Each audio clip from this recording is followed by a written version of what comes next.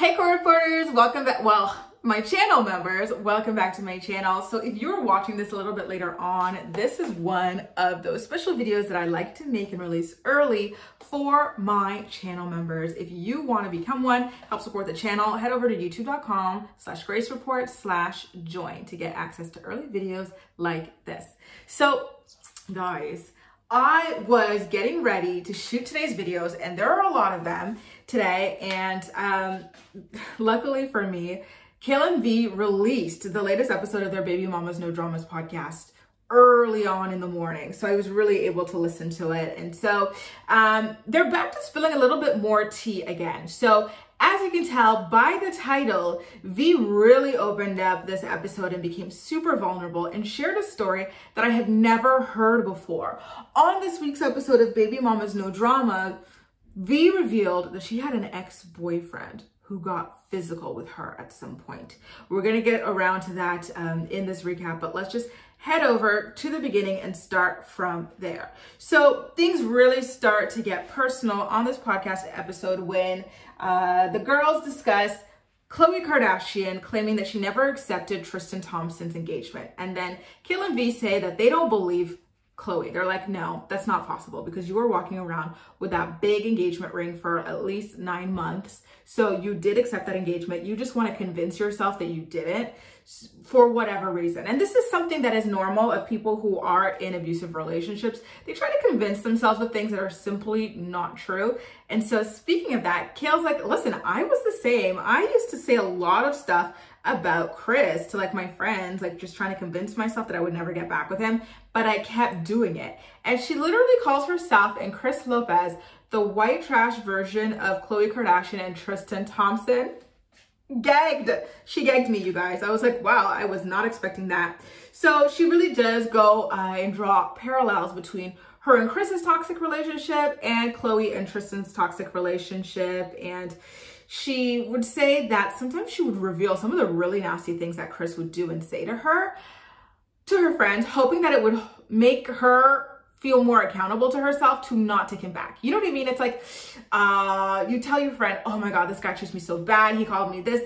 And you're like, oh good, I told her. This means I could never get back together with him or else I would look so damn stupid. But then of course, as a cycle of abuse and toxic relationships work, you just can't fight it. You go back. And so she really kind of got into that. She also thought it was quite fitting to let us know that she has not had intimate relations with Chris Lopez in 2 years. Listen, you guys, I said it last time, but I don't know. She talks a lot about Chris Lopez for somebody who's in a new long-term stable relationship. I feel like she talks a lot more about Chris than she does about Elijah, but I digress. What do you think about that? Is that normal? Is that odd? Is that So now let's get down to Vee's revelation there. So as I hinted at earlier in the episode, Vee was talking about how she herself was in her own toxic relationship at some point, which surprised me because I thought she had like little, you know, teenage romances or whatever. And then Joe was her young adult relationship because I believe she got with him when she was only like 20 years old. So I never would have imagined that she was in a relationship like this before, but she talked about dating this guy who was just so obsessed with the idea of her cheating on him. Like he used to accuse her all the time of cheating on him and she never did, but she was like, oh my God, he's driving me crazy to the point where I just want to cheat on him so he can finally be right and like be quiet about it. You know what I mean? And she says that Kale asked her, what made you finally leave this relationship? What was your breaking point? And so this is where Vee reveals that at some point they were like downstairs like of an apartment building and they got into an argument as they always did. And the man went to punch her in the jaw. Lucky for her, like he only skimmed her jaw, but can you imagine if he really punched, dislocated or broke her jaw? She's like, I am so thankful that he did not actually, because her sister was there and her sister would have called the police and it would have been this whole big thing. And yeah, like honestly, just hearing that Vee was I'm gonna say punched in the jaw because the guy did try, even if he only skimmed, the intent was to punch her in the jaw and he did connect on some level. And that is a really, really scary thought. So I'm really happy for Vee that she was able to just say, you know what, enough is enough. I am no longer putting up with this man because this is only gonna get worse from here on out. Off the subject of relationships, you guys, Kale revealed that after quitting Teen Mom 2, she had to dedicate a couple of her therapy sessions to her decision to step away from the show because after quitting the show, she realized that other stuff that she had bottled away started popping up, like, you know, past traumas and just childhood memories and stuff like that. She's like, why am I thinking about these things all of a sudden? And so the therapist told her, listen, with Teen Mom being off your plate, now you've got all this other space open in your brain to, unfortunately, think about these other things that may not be in your best interest to be thinking about right now. So that's quite unfortunate.